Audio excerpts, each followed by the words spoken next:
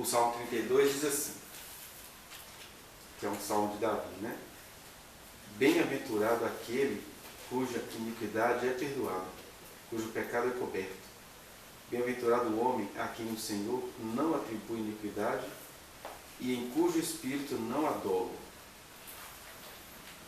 Aí tem uma curiosidade aqui, que ele já naquela época, onde as pessoas eram muito presas à lei, a fazer o que é correto, aí o Davi chega e fala assim, olha, feliz é aquela pessoa a quem o Senhor não atribui pecado, porque pecadores todos nós somos, mas a pessoa a quem Deus não atribui pecado e quem não adora no Espírito, ou seja, a pessoa a quem Deus não atribui pecado, consequentemente também, é aquela pessoa que não tem malícia no seu espírito, que não tem más intenções, maus projetos, né? Porque a gente acaba lendo isso aqui, olha, pecado é uma coisa que Deus é quem atribui. Aí o cara vira um pecador, cínico, sem vergonha, vai usando Deus tudo quanto é coisa. Aí ele coloca assim, não, é verdade, tem uma turma aí que Deus decidiu, eu decidi que está santo, não peca. Mas por quê? Porque essa pessoa também acolhe uma coisa que Deus queria da gente, que é não ser pessoas que maquinam o mal, espertalhonas, né? Porque tem um monte de gente santa aí que usa Deus, né? Na época da Bíblia tinha sacerdotes que usavam o próprio ofício santo para ficar se impondo sobre os outros. Olha, esse aí Deus não atribui pecado porque Deus não tem nem contato com essas pessoas. Por isso que ele nem atribui pecado. Ele vai falar, nem te conheço, por isso que eu não te atribuí nada. Agora, aquela pessoa que é quebrantada, mas o que é o quebrantado?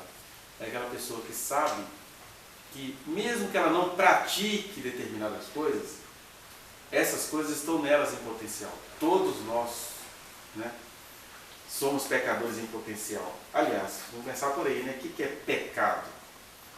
Pecado é uma palavra que vem da palavra grega amartia, que significa errar o alvo, vai dizer o pessoal mais clássico. Pecado, você olha ali e aí o negócio vai para lá. Então, na verdade, o pecado é uma seta torta. A gente começa a fazer os nossos projetos, a gente começa a andar, mas a nossa seta é torta. O que você faz com uma seta torta? Você nunca vai acertar o alvo. Atirou e ela vai para outro lugar. Daí a palavra pecado. E com isso também ele está dizendo que o pecado é a própria constituição humana.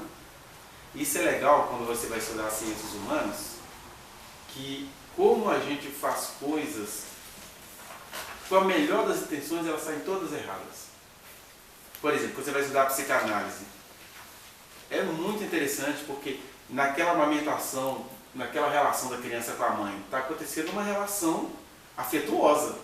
Mas ali nessa relação, que começa com a sustentação da criança e com a afeto da criança e a mãe, vai se constituindo, por exemplo, a criança elege um peito bom e um peito mau, né? A maneira como a criança vai sofrer o desmame vai interferir na personalidade dela. O que é isso? É uma mãe sendo mãe, ela não está com nenhum dolo, ela não está com nenhuma má intenção, mas a mãe sendo mãe e a criança fazendo a leitura dela. Né? Por causa dessa questão da amamentação, isso só acontece com os filhotes humanos, né? Por causa dessa questão da amamentação, a pessoa pode se tornar uma baita de uma carente, porque a gente vai continuar desenvolvendo. Ninguém aqui sabe, mas nós desenvolvemos um momento que a gente nem lembra da nossa vida, profundas relações com os nossos bolos fecais, porque a gente esquece que nós tivemos que aprender a segurar os esfínteres. Né? Nenhum outro mamífero tem que aprender a segurar os esfínteres.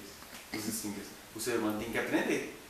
E esse controle para o bebê, ele é muito penoso, falando de coisas físicas, né? Os psicanalistas adoram ir para o simbólico. Eu, como tenho uma tendência meio autista, vou ficando no concreto. Porque é no concreto, na corporeidade também, que está a constituição da nossa personalidade. Né? E aí a nossa relação, por exemplo, com o dinheiro tem tudo a ver com essa nossa fase, que a gente tinha que aprender a segurar as fezes, no sentido assim, por que essas pessoas querem jogar fora uma coisa que eu fiz, pensa o bebê? Eu que fiz e minha mãe quer jogar isso fora. Aí é aquela briga do bebê com a mãe.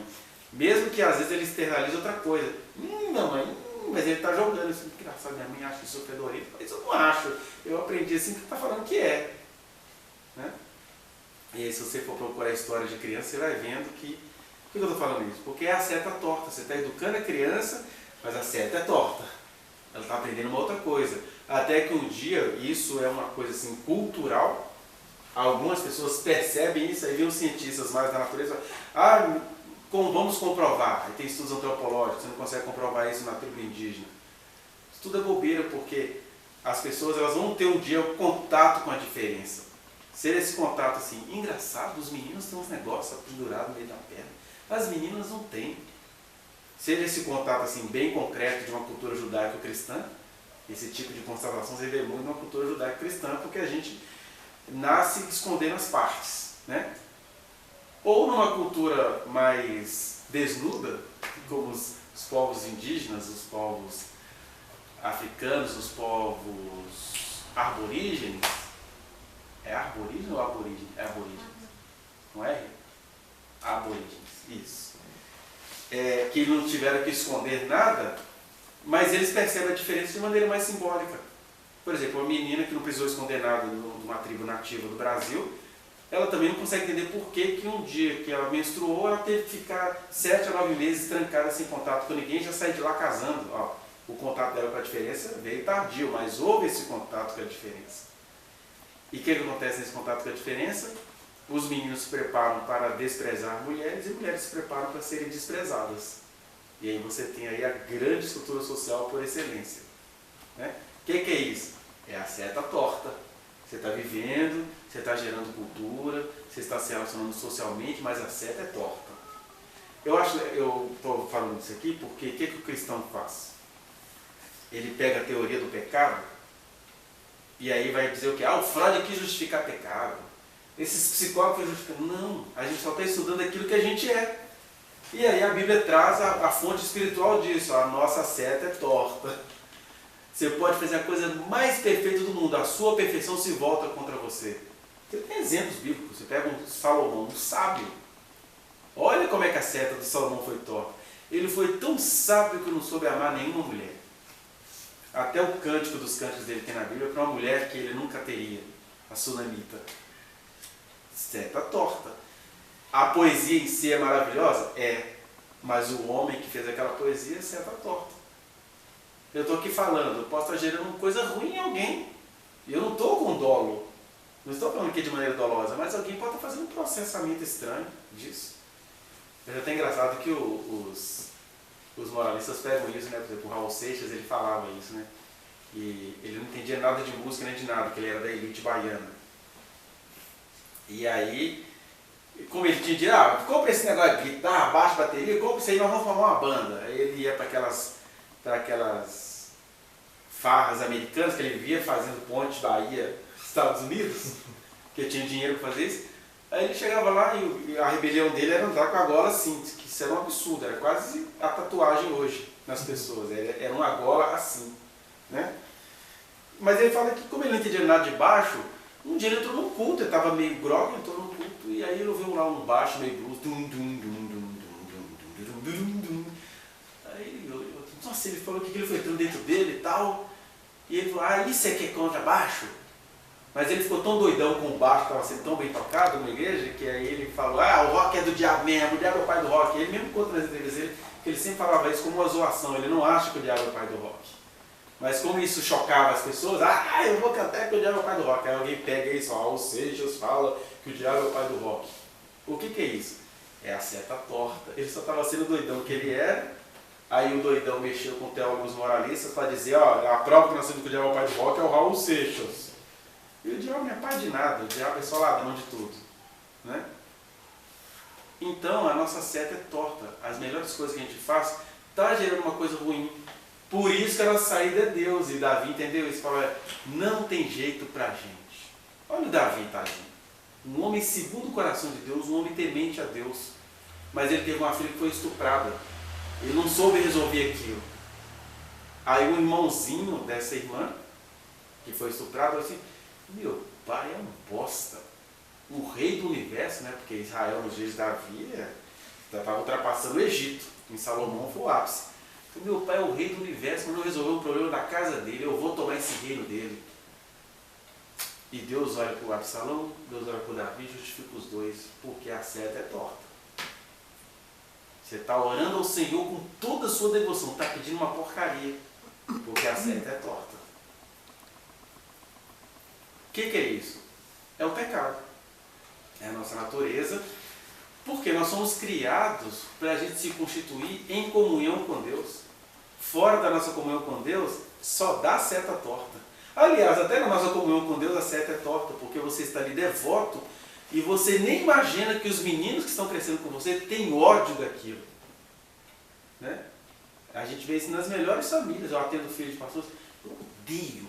Não, o que meu pai e minha mãe têm é de Deus, mas é tudo hipócrita, porque o menino não conhece o pai que está bravo, que é incompetente, que não arruma a casa todo dia, então não consegue ouvir nada que vem de Deus daquele pai, porque a seta é torta. O cara nem é um mau caráter, mas porque o filho odeia Deus, ele não pode enfrentar Deus, ele vai odiar o pai. Né? Aí eu estou aqui falando de Davi, estou falando do pai. Você pega, por exemplo, tem coisas que estão na Bíblia e a gente não consegue entender, né? Deus, quando se fez homem, ele fazia coisas boas e gerava resultados péssimos, porque ser humano é ter a seta torta. Jesus tinha pecado? Jesus não tinha pecado no sentido que ele cometesse, mas olha só, as melhores ações de Jesus geraram cada coisa ruim.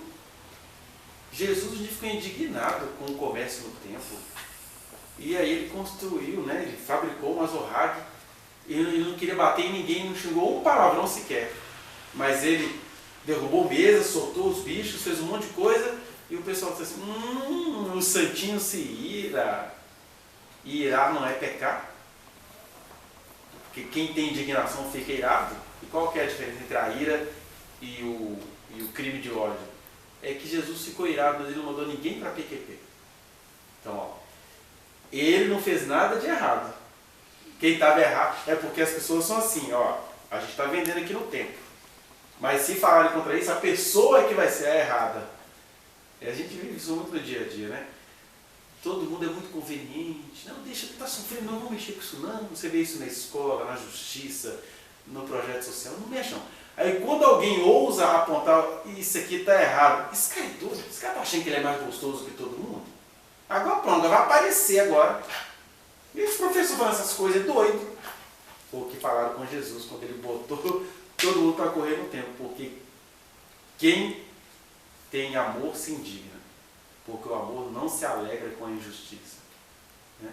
Ele não apenas não se alegra com a injustiça, ele se revolta contra a injustiça. E nós somos assim. A gente é muito conveniente com a injustiça e a gente é todo deslocado pelos nossos próprios motivos. Toda semana eu escuto história de filhos e filhas que são espancadas pela mãe. E qual é a justificativa? Ah, não é que eu perco a cabeça mesmo, eu bato mesmo. Tipo assim, a pessoa se sente na licença de espancar a criança porque ela está irritada. A seta torta. É mãe, mas a seta é torta. Mas, quando você fala assim, beleza, mas você é muito justa com a sua criança, você espanca ela porque você está nervosa. Olha, está acontecendo uma coisa errada aí do governo com as crianças na escola. Ih, lá vem esse povo de greve, esse povo baderneiro. Sou conservadora, mexe com isso não. É a mesma conservadora que espanca os filhos. Porque a seta é torta. Então Jesus fez muitas coisas corretas e os irmãos dele achando que ele estava doido. Você imagina, Jesus curando dia e noite. Aí vai Maria, a Maria, Virgem Maria, Santa Maria, e fala assim, viemos te buscar porque você está doido, meu filho. Você não vai para casa nem almoçar, você é doido. A mulher que conversou com o anjo sobre o filho dela, achou que o filho dela tinha pirado, porque não tinha tempo nem para ir em casa, porque estava trabalhando muito. Porque a nossa seta é torta. Então é isso. Por que a nossa seta é torta? Porque o ser humano, ele só vai desentortar a seta, e esse desentortar da seta se chama arrependimento, né? Que vem de outra palavra grega, metanoia, né? Metanous, ou uma mente superior, uma mudança de mente, de entender o seguinte, o que é o arrependimento? Arrependimento não é você ficar se regrando, não. Arrependimento é você entender, cara, só a graça do Senhor me basta. Eu só consigo andar debaixo da graça dele. Eu vou continuar sendo seta torta, mas é uma seta torta que todo dia vai se encurvar em oração, pedindo a ele misericórdia. E Jesus contou aquela parábola, né? Do sacerdote e do publicano. O sacerdote foi orar e orava de si para si: Senhor, eu não sou como essas pessoas, eu sou um homem educado, cristão, conservador de direita, não aceito essas corrupções. E ele estava orando de si para si mesmo. Aí veio o publicano, e publicano trazido para a nossa linguagem não é apenas o cobrador de imposto, o homem público, a pessoa que vive do dinheiro público. Era o artista, era a bicha espalhafatosa, né? Eram pessoas públicas, de tão escandalosas que elas eram, porque uns roubavam, outros eram espalhafatosos, né? Eram os publicanos. Publicano era quase o masculino de meretriz. O que é meretriz? É a mulher publicana. O que é meretriz ou a prostituta? Prostituta é aquela que se prosta de frente, olha lá, publicana. E a meretriz é aquela que merece isso. Meretriz X. É a meretriz. Tá aí porque merece, toma! Então é feminino do publicano. Só que o publicano é visto como esperto, a meretriz é como uma canalha safada que merece apanhar. E para Deus está todo mundo exposto. Aí ele fala, o publicano vai orar e fala: Senhor, tem misericórdia de mim, que eu sou pecador, Senhor. Minha seta é torta, sai tudo errado. Até quando eu estou fazendo o que é certo. Se eu sou técnico com os meus filhos, eu sou doente. Se eu amo os meus filhos, eu sou um chato. Tudo que a gente faz é errado. Aí Jesus pergunta para o religioso: quem foi justificado para casa? Quem foi? Quem desceu justificado? Os dois eram seta torta, só um reconheceu o que era. Isso tudo, cara, a gente agora vai ler com gosto. Isso tudo para falar que bem-aventuradas as pessoas a quem Deus jamais imputará pecado e em cujo coração não há dolo. Ou seja, quem é habitado pelo Espírito Santo vai cultivar um bom caráter, mesmo que esse bom caráter seja visto de maneira errada pelos outros, né?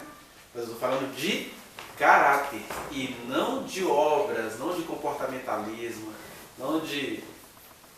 a gente confunde muito, por exemplo, aceitar Jesus com adotar um estilo de vida. Um estilo de vida que vai ficar apontando dentro para a humanidade inteira. Não, o caráter que tem que ser examinado é o meu, né? Aí Romanos capítulo 4 é o que o Paulo vai dizer aqui sobre Abraão. Ó. Quer ler, Tiago? Pode ler. 4 do 1 até... do 1 ao 8. Que, pois, diremos ter alcançado Abraão, nosso pai segundo a carne? Porque se Abraão foi justificado por obras, tem de se gloriar, porém não diante de Deus. Pois que diz a Escritura? Abraão creu em Deus, isso lhe foi imputado para a justiça. Ora, ao que trabalha, o salário não é considerado como favor, sim como dívida.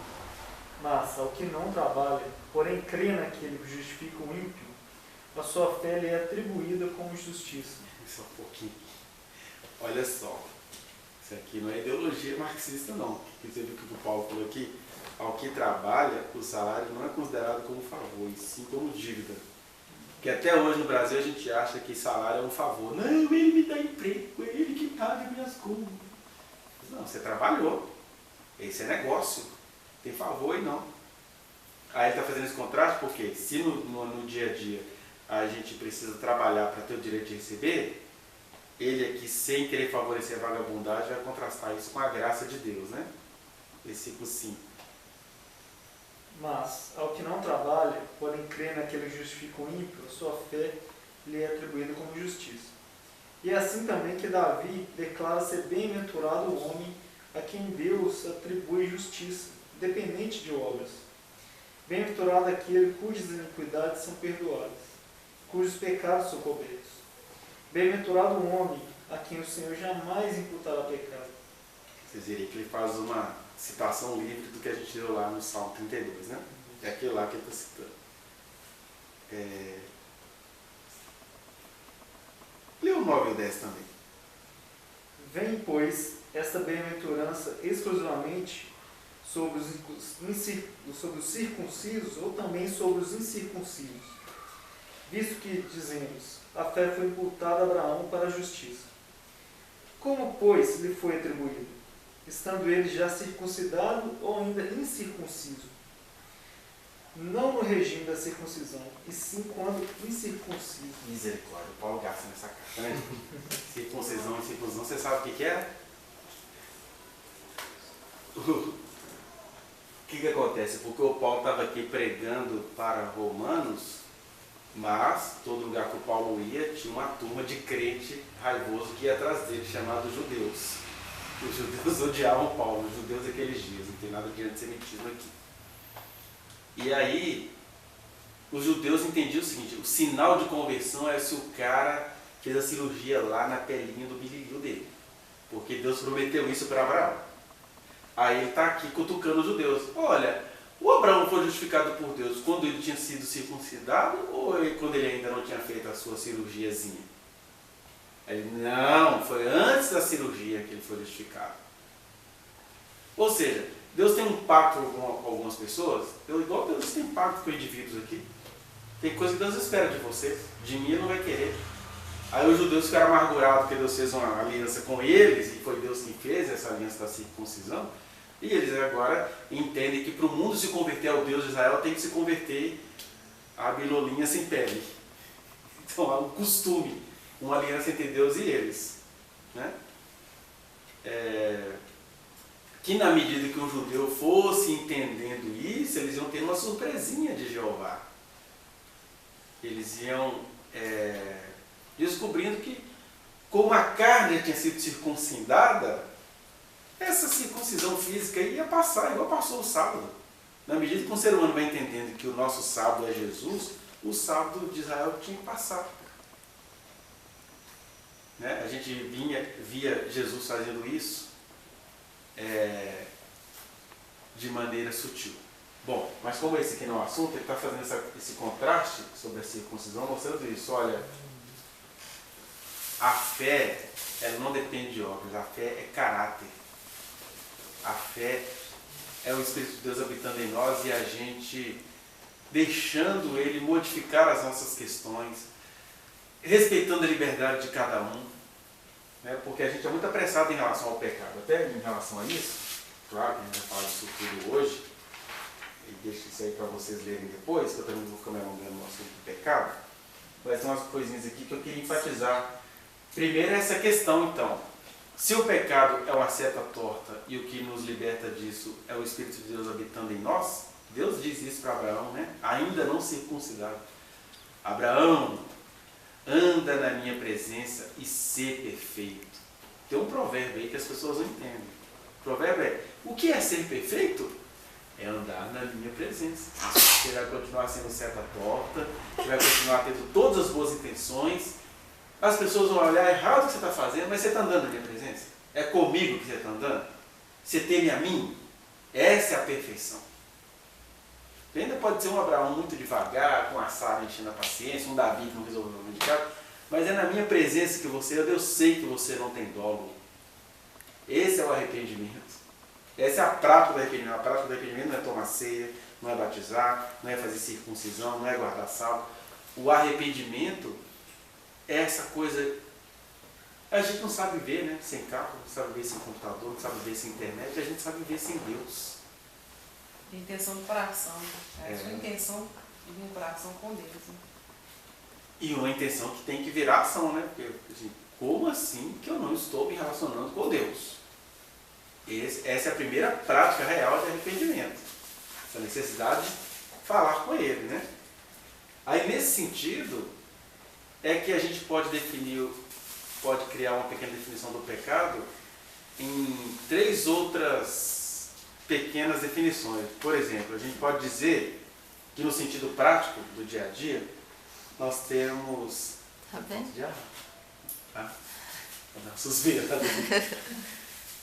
A gente pode falar, por exemplo, que nós temos o pecado objetivo, que são aquelas coisas que a gente considera pecado. Tem coisas que o nosso bom senso acha absurdo. Por exemplo, qualquer pessoa que tenha bom senso acha um absurdo. Por exemplo, que os homens do Oriente Médio, de determinada religião islâmica, aos seus 40 anos de idade, barbas imensas, se sintam no direito de se casarem com meninas entre 7 e 9 anos de idade. O nosso bom senso abomina isso. Isso é pecado. Eu não tenho nem teoria para discutir isso. Né?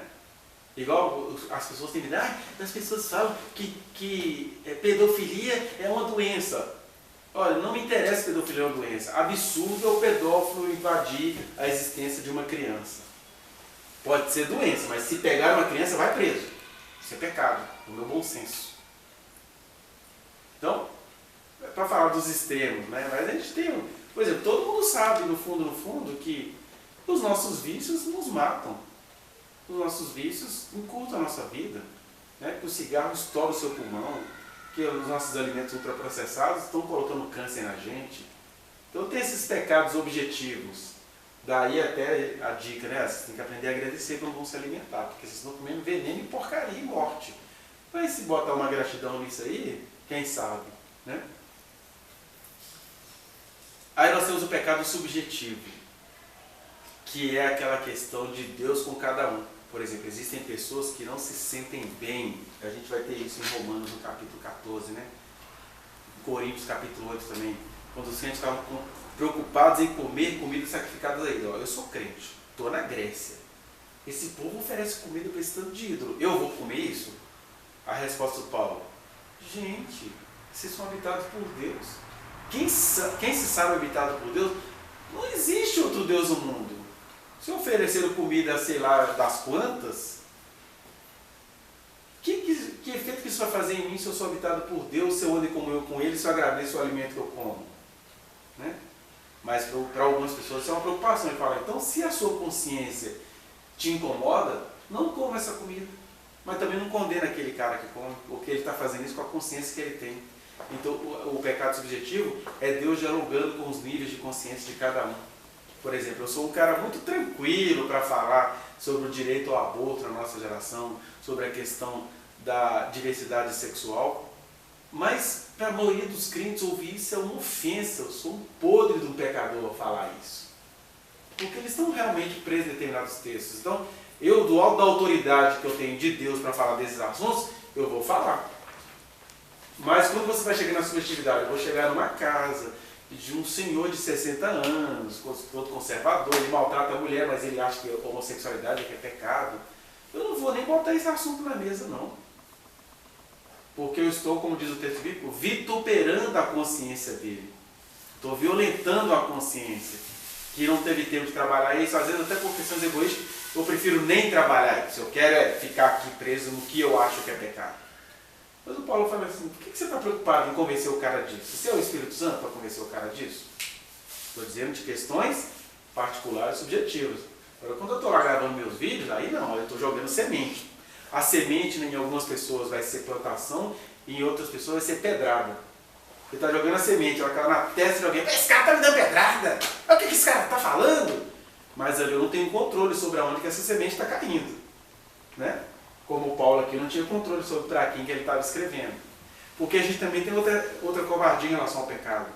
Se eu acho que a minha semente vai cair como pedra na cabeça de alguém, aí eu paro de semear. Não posso. Não posso falar isso. Agora aqui eu estou exercendo o meu trabalho. Eu não posso ficar pedindo licença para falar das verdades do Evangelho. Né? Ainda que isso caia em algumas pessoas como uma pedrada. Né? Dependendo do abismo que a pessoa está, a semente vai cair com mais força. Né? Mas eu não tenho que ficar zombando disso. Esses são os pecados subjetivos, que é quando, por exemplo, esses termos, tatuagem é pecado. Gente, não vamos discutir isso no cotidiano, não. Você tem uma consciência com Deus? Está em paz para fazer essas questões? Está selecionando a tatuagem? É uma questão subjetiva. Porque no texto tal está dizendo, pelos mortos não ferireis a vossa carne, nem fareis marca alguma sobre vós. Está muito claro no texto. Beber é pecado? Está muito claro no texto. Comer é pecado? Não, pecado é glutonaria. Beber é pecado? Não, pecado é a bebedice. Que a bebedice, né, está entre as coisas que mais matam no país. São mais de 300 mil acidentes por ano por causa do álcool. Eles quantificam bem. É a bebedice e não a bebida. Mas para uma pessoa que tem uma tendência alcoólica, Deus fala para ela, não quero que você beba. Porque é melhor entrar no céu sem a bebida, que não é pecado, do que bebendo sem pecado e ir para o inferno. Por exemplo, eu falo dessas coisas todas, eu não tenho vontade de tatuar, então para mim falar de tatuar não dói. Eu não tenho paciência com bebida, eu adoro ser sóbrio, eu não gosto de ser ébrio. Né? Eu vejo, né, as pessoas até da minha família gastam o que puder para ficarem ébrios. Aí eles falam assim, não vos embriagueis com vinho, no qual contenda, enchei-vos do Espírito, eu quero ficar bêbada de Deus. Né? Mas eu não tenho nenhum problema com quem bebe, não. Agora, quem bebe e quem não bebe tem que ter um critério. Quem é que me habita? Se o Senhor habita em mim, o que Ele quer de mim? Essas perguntas têm a ver com o pecado subjetivo. E tem um pecado relativo que ele é mais sutil, porque às vezes a coisa em si ela não é pecado, ela é santa. Mas ela se torna pecado dependendo do contexto e da forma que você está fazendo. Sabe quem mais praticou o pecado relativo? As autoridades judaicas que crucificaram Jesus. Eles eram homens tão santos, que não viram Deus falando. Quando Deus veio aqui ao mundo, ele falou com pastores, que na verdade eram tipo os lixeiros da época, cuidavam de ovelha, tudo fedendo a bosta. Aí Deus fala com pastores, os anjos fazem um coral para cantar com o pastor. Né? Deus fala com os velhinhos em pé na cova, e agora eu fui o salvador do mundo, posso morrer em paz. Deus falando com os velhinhos em pé na cova. Deus fala com mulheres, Deus aparece para Maria 2 vezes. Mas catuca na Bíblia Deus falando com sacerdotes. Deus procurando Herodes para falar, Herodes, você é rei. Eu sou um Deus que respeita a autoridade. Então eu vim te avisar, rei, que eu estou nascendo amanhã. Deus não falou nada com Herodes, Deus não falou nada com Anás, Deus não falou nada com Caifás. Até porque quando Deus tentou falar, ele tomou fim na cara, né? Tu és o Cristo? Tu dizes. Paf! É assim que fala ao sumo sacerdote? A gente esquece que a gente serve a esse cara, né? Que tomou na cara de um sumo sacerdote. Que não fez nada, mas como era um ser humano, ele fez uma coisa boa, mas a seta foi torta. Ele falou uma coisa boa, o sacerdote entendeu errado, ele tomou na cara. E ele está assim, bem-aventurados aqueles que não têm medo de tomar na cara, porque sabem que o que está fazendo é bom. Porque deixar de ousar, igual Jesus ousou, é um pecado relativo. E às vezes o pecado ele vem travestido de bem, né? Por exemplo, na Alemanha, por exemplo, o Hitler era um bem para a Alemanha e todas as ações do muito bom, do terceiro Reich lá era como se fosse um bem do povo alemão. Então, como, do outro ponto de vista, isso é pecado, mas pelo menos para eles um bem, né? Então, assim, é questão do bem relativo, né? Do pecado. Foi assim com o Hitler, com os Hitlers do momento que estão no poder no Brasil. Eles são vistos como pessoas boas. E eles vão mostrando com o tempo, né, o caráter deles. Não, eu não vi nada. Foi Deus que colocou, é de Deus, não faça isso. E aí, Jesus deixa a vida ser como ela é, porque alguém fala assim, tá, mas Jesus tomado do sacerdote mudou alguma coisa? Que as pessoas veem que essas confrontações. Você que essas suas ousadias, você ganha o que com isso? O que isso muda? É a mesma pergunta que eu faria para Jesus. O que mudou em Israel? Ele tomar tapa, ser crucificado, morto. O que ele mudou lá? Nada. Né? Os homens que crucificaram Jesus morreram de velho. E o tempo que Jesus falou que não ficaria pedra sobre pedra só caiu depois que ele já não estava aqui na terra mais. A gente não sabe nem dizer se as pessoas entenderam a mensagem. Nós entendemos aquelas pessoas lá, a gente não sabe dizer se eles entenderam. Para mostrar assim que a gente tem que ter o compromisso é com o Senhor, com o amor dele, e dizer o seguinte, a minha seta continua torta, mas ela é uma seta agora cheia de fogo, fogo do Espírito, e ela acertar vai ser purificação, vai ser mudança, vai ser ousadia. Né? E aí, como disse Jesus, quem nele crê não será confundido. Sabe o que está fazendo. Eu não sei o resultado que tem, mas eu sei aonde eu estou andando. Eu sei com quem eu estou andando.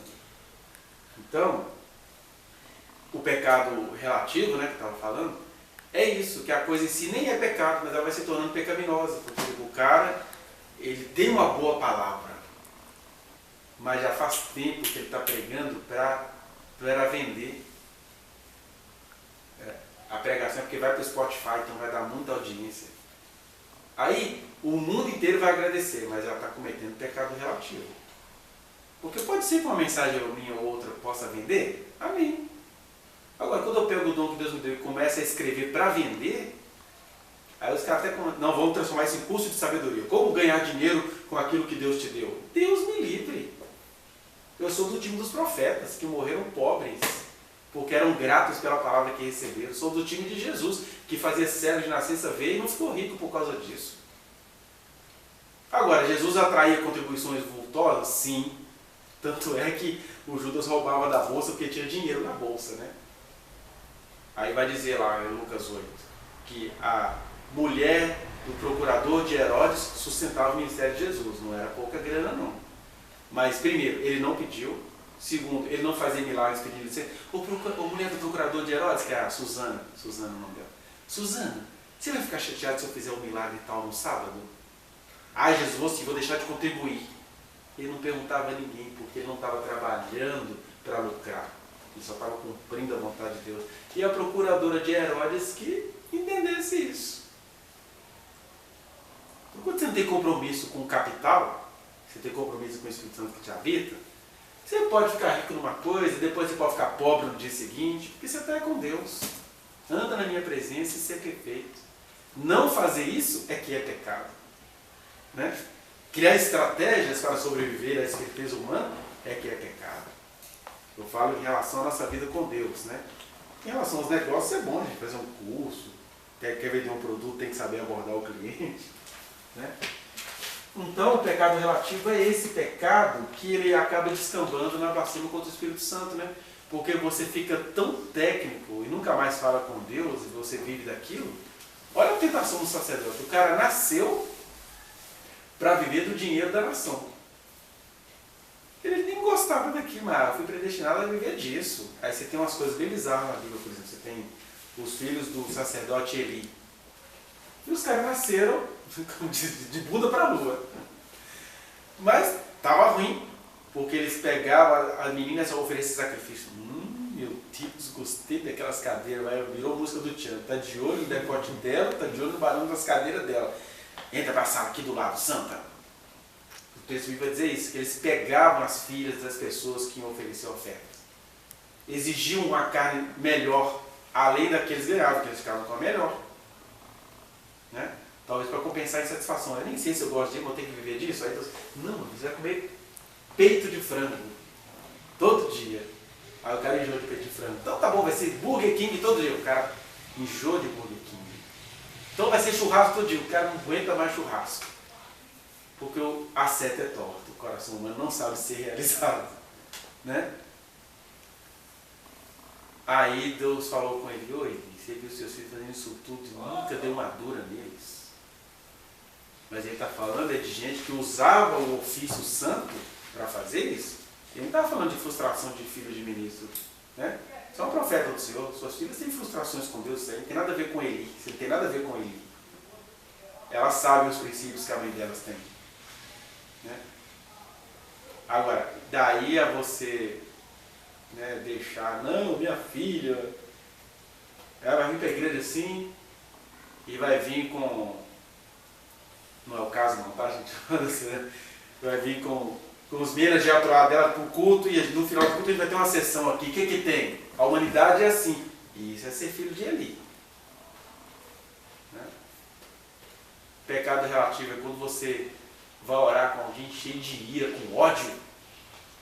Eu vou orar porque Deus quer que eu ore, mas eu estou com raiva. É o pecado relativo. É o que Deus falou com Moisés. Você não me santificou para o povo. Moisés foi lá, feriu a rocha, saiu muita água e falou assim: olha, o milagre foi feito, você é meu ungido, eu te levantei, está tudo certinho, Moisés, só tem um problema. Você não vai ver a terra prometida, porque você não fez o povo olhar para isso com reverência. Fez louvor. E não teve negociação. Moisés não entrou na terra prometida. Né? Mas como o pecado é aquilo que Deus imputa, o Moisés não deixou de ser salvo por isso não. Até porque um cara que leva Deus a sério deve ter penado: puxa vida, eu não vou realizar o meu maior sonho. A promessa lá atrás era: eu vou te tirar do Egito e eu vou levar para Canaã, com esse povo. Aí Deus falou: não, mas a promessa vai ser cumprida assim. Sobe num monte que você vai ver onde é que o povo vai chegar. Eu não perdi minha promessa com você, não. E depois também Deus ainda deu outra chance para Moisés, que ele baixou na terra de Canaã lá, quando ele foi conversar com Jesus e Elias, né? Ele viu a terra prometida já manando leite e mel. Mas é isso, Deus não tem peixinhos, Deus não tem mais queridinhos. Ele nos trata com justiça. Porque a gente tem uma geração de pessoas que pensam, não toque no ungido do Senhor, deixa que Deus resolve isso. Olha, Deus resolve isso, inclusive levantando as pessoas aqui agora para resolver. Né? A Bíblia vai dizer que Deus, por exemplo, falou com Salomão, Salomão, você fez tudo errado com a sabedoria que eu te dei. A sabedoria fui eu quem dei, e você fez tudo errado. Por isso, vou deixar agora seus inimigos fluir. Eles vão aparecer aí. Aí vai contando lá os inimigos que apareceram por Salomão. Administrar. O reino vai ser da sua mão, não, mas a paz perdeu porque eu não tenho peixe. Eu não tenho, como é que é o nome que a gente dá quando o cara usa emprego público para empregar parentes? Não sou nepotista, não tenho nepotismo. E a vida é assim. Então você pegou toda a minha sabedoria que eu te dei para fazer isso, esse é o pecado relativo. A humanidade vai continuar bebendo a sua sabedoria, mas você não. O que eu estou dizendo aqui? Primeiro, que a graça de Deus veio para nos dar tranquilidade em relação à seta torta que nós somos. Mas segundo, o pecado ele é um assunto sério. A liberdade que Deus me dá é do tamanho da consciência que também Ele me dá. Eu não tenho que zombar de quem não tem consciência. E não tenho também que abusar da consciência que Deus me deu. Isso é bem diferente de ficar com medo. Ai meu Deus, Deus é cheio de picuinha. Não, Deus é fogo consumidor. Não é isso, não. Deus é fogo consumidor no melhor sentido do termo. Ele está aí para purificar o nosso entendimento, que você vai entender as coisas com muito mais clareza. Olha como é que é bom temer ao Senhor. Eu vejo essas coisas, que legal. Mas não vira fariseu, não. Continua temendo a Deus com muita paixão, igual Jesus fez. Terceiro, a gente não pode ignorar os aspectos humanos da descoberta do pecado. Para isso que vem as ciências humanas. Como é que as pessoas se constituem historicamente? É por meio do pecado. Como é que as pessoas se constituem psiquicamente? Por meio do pecado. Por mais que vocês construam uma estrutura maravilhosa, a sua seta é torta e você vai ser mal compreendido. Então, como é que você vai conversar de você para você mesmo? Tem dolo aqui no meu coração? Tem dolo? Eu fiz tudo errado, mas eu sou um cara miserável, ruim. Eu aperto o pescoço do gato quando eu chego em casa, porque se você faz isso e não se enxerga, você tem dolo. Né? Eu uso o nome de Deus em vão. O que é usar o nome de Deus em vão? A frase mais famosa do país é o puro uso do nome de Deus em vão. Brasil acima de tudo. Eu não gosto de pessoas, por isso que eu falo de Brasil. Deus acima de tudo. Fica aí em cima e não enche o meu saco. Isso é tomar o nome de Deus em vão. Porque, né? É Deus dentro de todos nos convencendo da nossa seta torta. Daquilo que cada um deve a Deus. E que cada um pode pagar com toda a misericórdia de Deus. E é claro, Deus dá a cada um conforme a sua capacidade. E Deus não vai deixar ninguém entrar no céu brincando com a própria cara. Não é nem brincando com... Deus não vai deixar de ser Deus se você brincar com a cara dele ou não. Ele é eterno, ele é amor, ele é cheio de graça. Agora, você não pode entrar no céu com essa cegueira espiritual, ou com essa sem vergonhice, com esse mau caratismo. Né? Tem gente que fala assim, não rapaz, eu sofri para chegar aqui, não vem falar nada comigo não, eu paguei um preço para chegar aqui. Aí o cara acha que só porque ele pagou um preço para chegar ali, você tem que aguentar ele agora ser um velho nababo, pecador, boca porca, e ele recebeu recursos para não ser assim. Não pagou o preço dele, né? É. Ele acha que estava certo, né? Foi o preço dele, foi a dificuldade dele para chegar até ali. Aí Jesus fala para ele assim, você pagou o seu preço?